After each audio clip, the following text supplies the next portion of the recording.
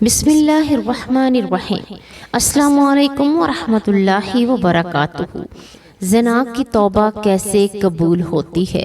ایک آدمی سے زنا ہو گیا، وہ رسول اللہ صلی اللہ علیہ وآلہ وسلم کے پاس آ کر کہنے لگا، یا رسول اللہ صلی اللہ علیہ وآلہ وسلم، میں زنا کر بیٹھا ہوں، مجھ سے غلطی ہو گئی ہے، میں آئندہ کبھی زنا نہیں کروں گا، اب مجھے کیسے معافی ملے گی؟ تو اس پر آپ میری رہنمائی فرمائیں۔ حضور اکرم صلی اللہ علیہ وآلہ وسلم نے فرمایا، واضح رہے کہ زنا بہت بڑا گناہ ہے۔ قرآن و حدیث میں زنا کی سخت مذمت بیان کی گئی ہے اور زنا کرنے والوں کے بارے میں سخت وعید دینا ضروری ہے۔ اس حدیث مبارکہ سے زناکار کو سبق حاصل کرنا چاہیے اور جہنم میں ایسے لوگ، ان کی شرمگاہوں سے ایسی سخت بدبو پھیلے گی کہ جس سے اہل جنت بھی پریشان ہوں گے، اور آگ کے عذاب کے ساتھ ان کی رسوائی جہنم میں ہوتی رہے گی۔ ایک دوسری حدیث میں ہے کہ حضرت ابو ہریرہ رضی اللہ تعالی عنہ روایت فرماتے ہیں کہ رسول کرم صلی اللہ علیہ وآلہ وسلم نے فرمایا، زنا کرنے والا زنا کرنے کے وقت مومن نہیں رہتا، چوری کرنے والا چوری کرتے وقت مومن نہیں رہتا، اور شراب پینے والا شراب پینے کے وقت بعد مومن نہیں رہتا۔ حضرت ابو امامہ رضی اللہ تعالی عنہ سے مروی ہے کہ ایک نوجوان نبی کریم صلی اللہ علیہ وآلہ وسلم کی خدمت میں حاضر ہوا اور آپ کے قریب آ کر بیٹھ گیا اور پوچھنے لگا، یا رسول اللہ صلی اللہ علیہ وآلہ وسلم، کیا میں زنا کر سکتا ہوں؟ تو اس پر حضور نبی کریم صلی اللہ علیہ وآلہ وسلم نے فرمایا، کیا آپ اپنی بیٹی کے حق میں بدکاری کو پسند کرو گے؟ فرمایا، کبھی نہیں، میں آپ پر قربان جاؤں۔ نبی کریم صلی اللہ علیہ وآلہ وسلم نے فرمایا، لوگ بھی اپنی بیٹیوں کے لیے پسند نہیں کرتے۔ پوچھا، کیا تم اپنی بہن کے حق میں بدکاری کو پسند کرو گے؟ تو اس نے کہا، اللہ کی قسم، کبھی نہیں، میں آپ پر قربان۔ پھر نبی کریم صلی اللہ علیہ وآلہ وسلم نے اپنے دستے مبارک کو اس کے جسم پر رکھا کہ اے اللہ، اس کے گناہ معاف کر دے، اس کے دل کو پاک صاف کر دے، اس کی شرمگاہ کی حفاظت فرما۔ راوی کہتے ہیں کہ اس کے بعد اس نوجوان نے کبھی بھی کسی کی طرف توجہ بھی نہیں کی، زندگی بھر کسی کو بری نگاہ سے نہیں دیکھا۔ واضح رہے کہ ہر گناہ اللہ تعالیٰ کی نافرمانی اور اس کی اطاعت فرما برداری سے اعراض ہے، اور اللہ کا نافرمان دنیا و آخرت میں کہیں بھی چین و سکون نہیں پا سکتا۔ ناظرین، گناہ انسان کی فطرت میں داخل ہے، لیکن بہترین شخص وہ ہے جو گناہ کر کے اس پر قائم نہ رہے، بلکہ فوراً توبہ کر کے اللہ پاک سے معافی مانگ لے۔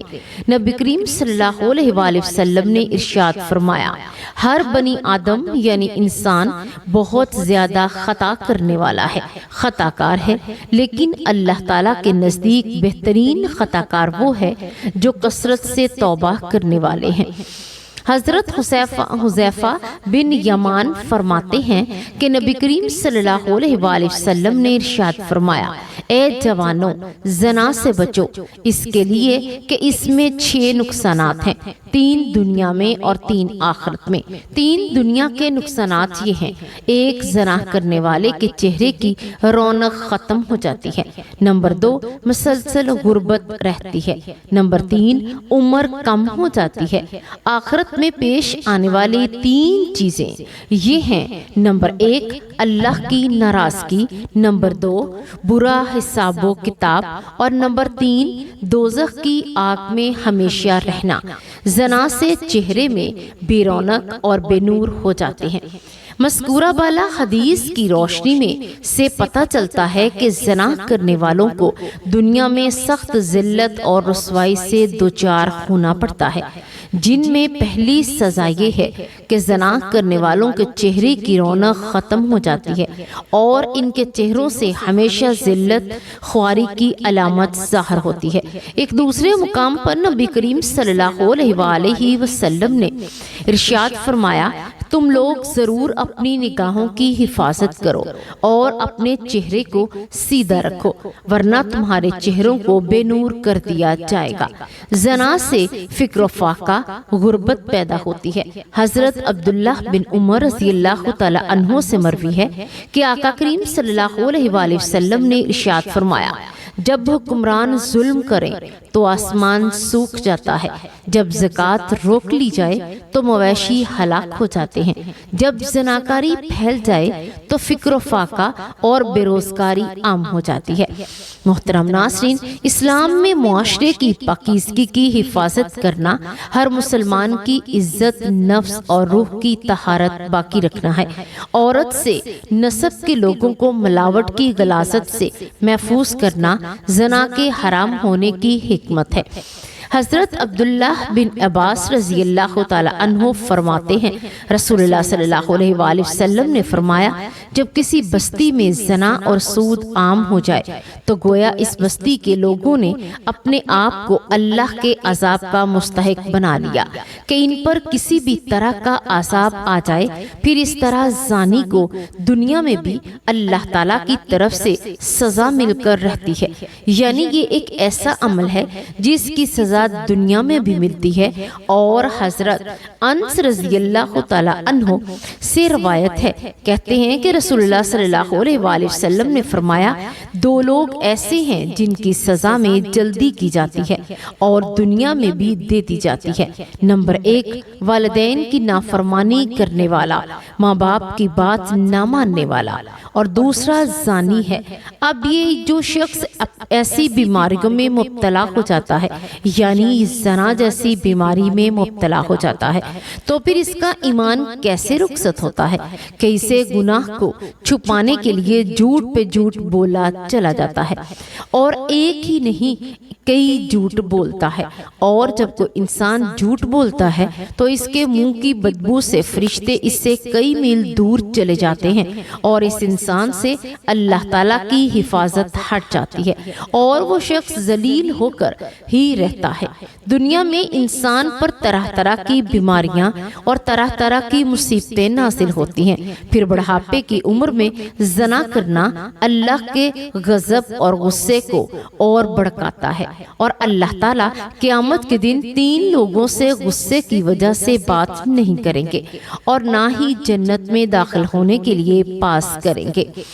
ابو معاویہ حدیث کے راوی نے کہا، نہ ہی اللہ تعالیٰ ان کی طرف نظر و کرم فرمائیں گے اور ان کے لیے دردناک عذاب ہے۔ نمبر 1، بوڑھا زانی، دوسرا جھوٹا حکمران، اور تیسرا متکبر فقیر۔ پھر اس طرح جب زنا عام ہو جائے وہاں موتیں بہت ہونے لگتی ہیں، موت کی کثرت ہو جاتی ہے، قتل کی کثرت ہو جاتی ہے۔ پھر اسی طرح کسی بھی غیر شخص کی بیوی سے زنا کرنے والے شخص پر اللہ تعالیٰ قیامت کے روز ایک ایسا سانپ مسلط کر دیں گے، یعنی کسی عورت کا شوہر کہیں گیا ہوا ہے اور ظاہر ہے کہ شوہر بیوی کا محافظ ہوتا ہے، اور اب اگر وہ اکیلی ہے تو اس کو اکیلا پا کر کسی نے اس کے ساتھ اگر برائی کی، ایسا شخص قیامت کے دن اس انجام سے دوچار ہوگا۔ عبداللہ بن عمر کہتے ہیں، رسول اللہ صلی اللہ علیہ وآلہ وسلم نے ارشاد فرمایا، جو شخص کسی غیر حاضر آدمی کی بیوی کے بستر پر آ کر بیٹھتا ہے، اس کا انجام اس شخص جیسا ہے جیسے قیامت کے روز زہریلے سانپوں میں سے ایک سانپ ڈسے گا۔ پھر ہمسائے کی بیوی سے زنا کرنے کے عذاب کی سزا کسی بھی دوسری عورت کے ساتھ زنا کرنے سے 10 گنا زیادہ ہے، کیونکہ ہمسایوں کے بھی کچھ حقوق ہوتے ہیں۔ حضرت عبداللہ رضی اللہ تعالی عنہ بیان فرماتے ہیں کہ میں نے رسول اللہ صلی اللہ علیہ وآلہ وسلم سے پوچھا، کون سا گناہ اللہ کے نزدیک سب سے بڑا ہے؟ تو آپ صلی اللہ علیہ وآلہ وسلم نے فرمایا کہ اللہ کے ساتھ کسی کو شریک نہ ٹھہراؤ جبکہ اس نے تمہیں پیدا کیا۔ وہ کہتے ہیں، میں نے سوچا کہ یہ تو واقعی بڑا گناہ ہے۔ وہ کہتے ہیں، میں نے پوچھا پھر کون سا بڑا گناہ ہے؟ تو آپ صلی اللہ علیہ وآلہ وسلم نے فرمایا تو اپنی اولاد کو اس اندیشے سے قتل کر دے، وہ تمہارے کھانے میں شریک ہوگی۔ وہ کہتے کہ میں نے پوچھا پھر کون سا گناہ؟ تو آپ نے فرمایا کہ پھر یہ کہ اپنے ہمسائے کی بیوی کے ساتھ زنا کرے۔ ایک صحابی نے بڑے گناہوں سے متعلق دریافت کیا تو آپ صلی اللہ علیہ وآلہ وسلم نے انہیں سب سے بڑے گناہ کے بارے میں بتایا کہ وہ شرک اکبر ہے، صرف توبہ ہی سے بخشتا ہے۔ اگر شرک اکبر کا مرتکب بغیر توبہ کے مر گیا تو وہ ہمیشہ ہمیشہ جہنم میں رہے گا۔ دوسرا بڑا گناہ یہ ہے کہ آپ نے اپنے بچے کو اس خوف سے مار دے کہ وہ اس کے ساتھ اس کے کھانے کی شریک میں ہوگا۔ چنانچہ کسی بھی ایسی جان کو مار دینا جسے اللہ نے حرام کیا ہو، اس کا مرتبہ بڑے گناہ میں دوسرا گناہ ہے، اور اس کی سزا بھی زیادہ ہو جاتی ہے جبکہ مقتول رشتہ دار ہو، اور یہ اور بھی زیادہ ہو جاتی ہے جبکہ قتل کا مقصد مقتول کو اللہ کے اس رزق محروم کرنا ہو جسے اللہ نے قاتل کے ہاتھ پر جاری فرمایا ہے۔ پھر یہ کہ آدمی اپنے ہمسایہ کی بیوی سے زنا کرے، کبیرہ گناہوں میں تیسرا درجہ زنا کا ہے۔ اس کا گناہ اور بھی زیادہ بڑھ جاتا ہے جبکہ جس عورت سے زنا کیا جائے وہ ہمسائی کی بیوی ہو جس کے ساتھ اچھے سلوک، نیکی اور اچھی صحبت کی نصیحت کی ہے۔ حضرت مقدار رضی اللہ تعالی عنہ بیان فرماتے ہیں رسول اللہ صلی اللہ علیہ وآلہ وسلم نے اپنے صحابہ سے دریافت کیا زنا کے بارے میں تمہارا کیا خیال ہے؟ صحابہ نے عرض کیا کہ زنا کو اللہ نے اس کے رسول نے حرام قرار دیا، لہٰذا وہ قیامت تک حرام ہے۔ پھر آپ صلی اللہ علیہ وآلہ وسلم نے صحابہ کرام سے فرمایا اے آدمی اگر 10 عورتوں سے زنا کرے تو یہ گناہ اس سے کم ہے کہ آدمی اپنے ہمسائے کی بیوی سے زنا کرے۔ ہمسائے کی بیوی سے زنا ایک تو حق ہمسائے کا حق پامال ہوتا ہے۔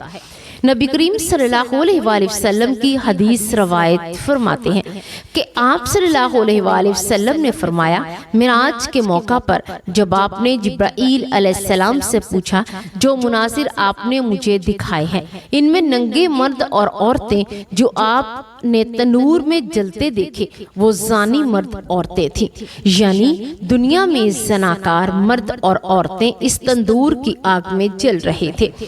عموماً لوگ اس کو برا نہیں سمجھتے، آپ یہ معمولی سمجھتے ہیں اور کہتے ہیں اچھا کیا یہ غلط بات ہے تو پھر توبہ کر لیں گے، معافی مانگ لیں گے، لیکن کبھی یہ نہیں سوچا کہ توبہ کرنے کی مہلت بھی ملے گی یا نہیں۔ اگر نہ ملی تو کیا کریں گے؟ اللہ نے توبہ کی توفیق نہ دی تو کیا کریں گے؟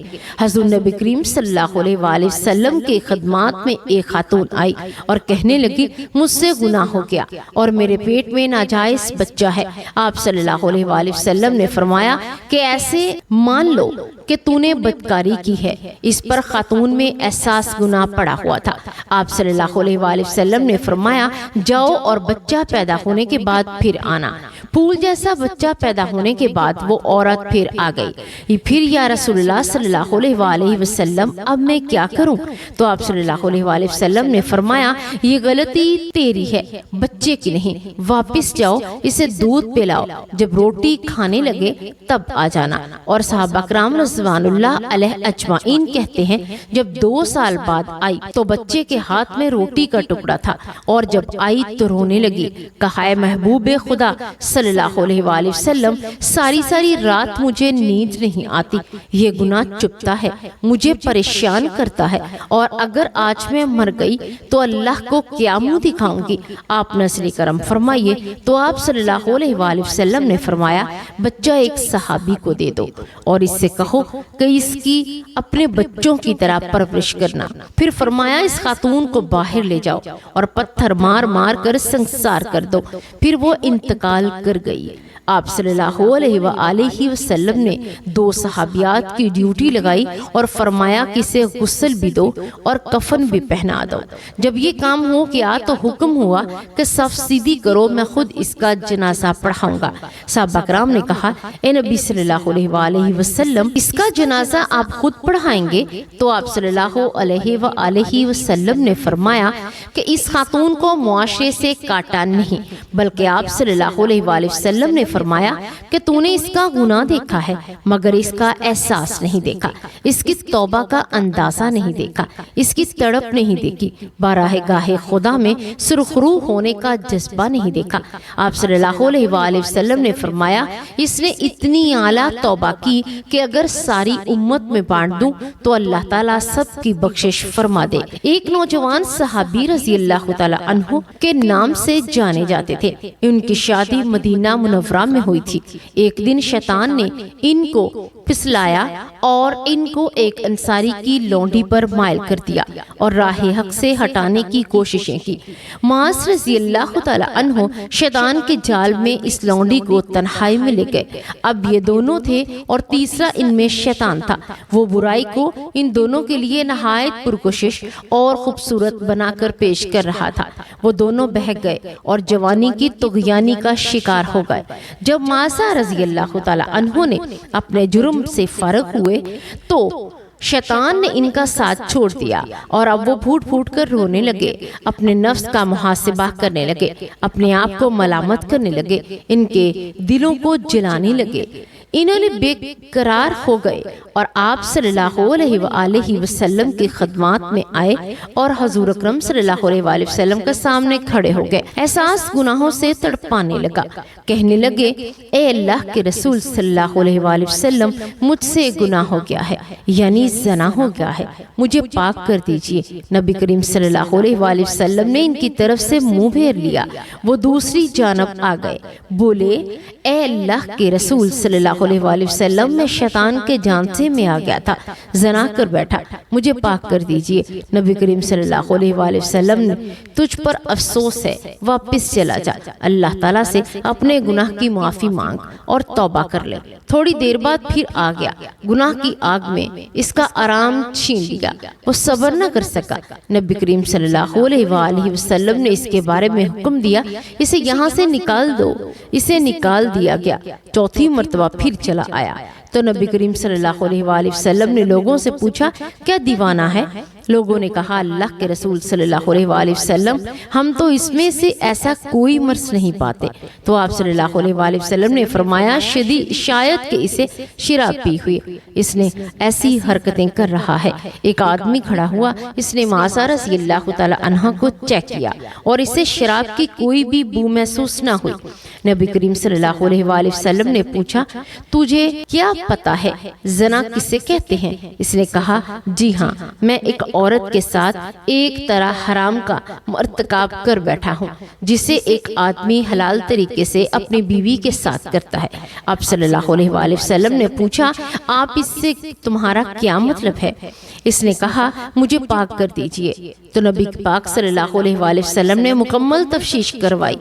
جرم ثابت ہونے پر آپ صلی اللہ علیہ وآلہ وسلم نے حکم صادر کیا کہ اسے سنسار کر دیا جائے۔ جب اس کی نماز جنازہ پڑھائی گئی اور اسے دفن کر دیا گیا تو نبی کریم صلی اللہ علیہ وآلہ وسلم نے دو آدمیوں کے گزرے اور آپس میں باتیں کر رہے تھے۔ دیکھو اس آدمی پر اللہ نے پردہ ڈال دیا لیکن اس نے اپنے آپ کو خود ہی ہلاکت میں ڈالا، حتیٰ کہ اسے پتھر مار مار کر یوں ہلاک کر دیا گیا جیسے کتے مار دیے جاتے ہیں۔ نبی کریم صلی اللہ علیہ وآلہ وسلم خاموش ہو گئے، پھر تھوڑا سا آگے چلے کہ ایک مردہ گدھا پڑا ہوا تھا، اسے دھوپ نے جلا دیا تھا، وہ پھول گیا تھا۔ جب نبی کریم صلی اللہ علیہ وآلہ وسلم نے اس گدھے کو دیکھا تو پوچھا فلاں فلاں آدمی کدھر ہے؟ وہ دونوں بولے اے اللہ کے رسول صلی اللہ علیہ وآلہ وسلم ہم یہاں ہیں۔ تو آپ صلی اللہ علیہ وآلہ وسلم نے فرمایا اترو اور اس گدھے کا گوشت کھاؤ۔ وہ حیران ہو کر بولے اے اللہ کے نبی بھلا ایسا گوشت کون کھا سکتا ہے؟ تو آپ صلی اللہ علیہ وآلہ وسلم نے فرمایا ابھی جو تم اپنے بھائی کی عزت پامال کر رہے تھے وہ اس گدھے کو کھانے سے بھی زیادہ بدتر ہے۔ معاذ رضی اللہ تعالی عنہ نے ایسی سچی توبہ کی ہے کہ اگر یہ توبہ امت کے مابین تقسیم کر دی جائے تو انہیں کافی ہو جائے۔ مجھے اس ذات کی قسم جس کے ہاتھ میں میری جان ہے وہ اس وقت جنت کے نہروں میں غوطے لگا رہے ہیں۔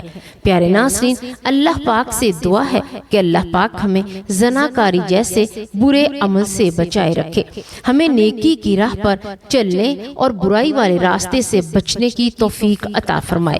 آمین یا رب العالمین۔